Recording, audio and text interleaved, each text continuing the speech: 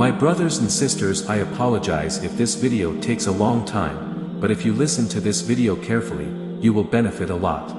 Life, dear brothers and sisters, is a tapestry woven with threads of joy and sorrow, ease and difficulty. Difficulties are an inevitable part of our human experience, tests from Allah to strengthen our faith and refine our character. Yet, in the midst of these challenges, Islam offers a beacon of hope, a guiding light to navigate the darkest of times. Turning to the Quran and Hadith for solace. The Quran, a constant source of comfort, reminds us in Surah Baqarah verse 155, "We will surely test you with something of fear and hunger and a loss of wealth and lives and fruits, but give good tidings to the patient." These trials, while unwelcome, are opportunities for growth and spiritual elevation. Prophet Muhammad, peace be upon him, himself faced immense hardship. He endured persecution in Mecca, the loss of loved ones, and the constant threat of violence. Yet, through it all, he remained steadfast in his faith, a living example of patience and perseverance.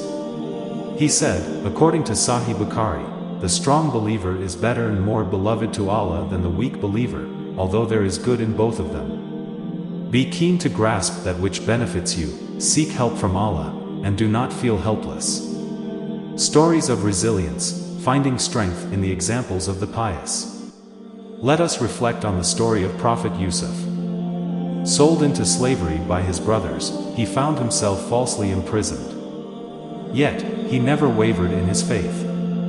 He used his trials to become a powerful leader, ultimately reuniting with his family and forgiving his brothers.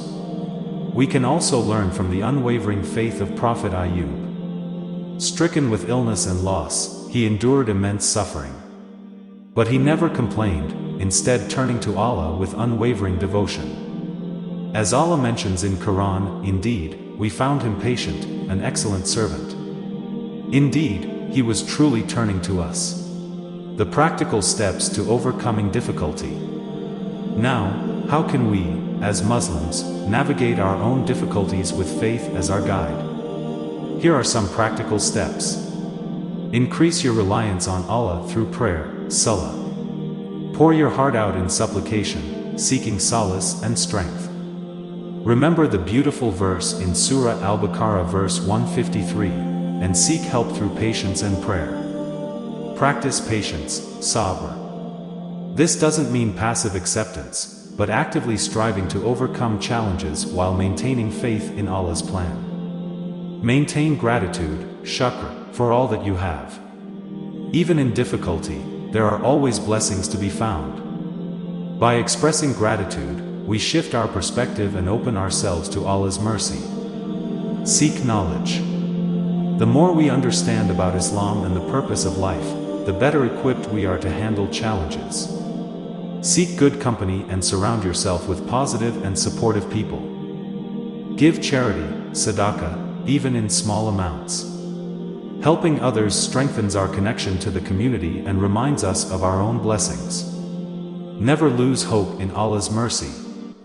No matter how difficult things seem, Allah is the most merciful, the most forgiving. Conclusion, a light at the end of the tunnel.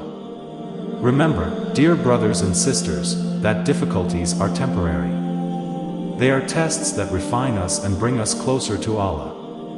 By following the guidance of the Quran and Hadith, and by drawing strength from the stories of the prophets and pious predecessors, we can emerge from our trials stronger, more faithful, and more grateful. May Allah grant us the patience and perseverance to navigate life's difficulties with faith as our compass. This lecture provides a foundational framework. If you'd like to explore specific Islamic stories or delve deeper into certain verses, feel free to ask.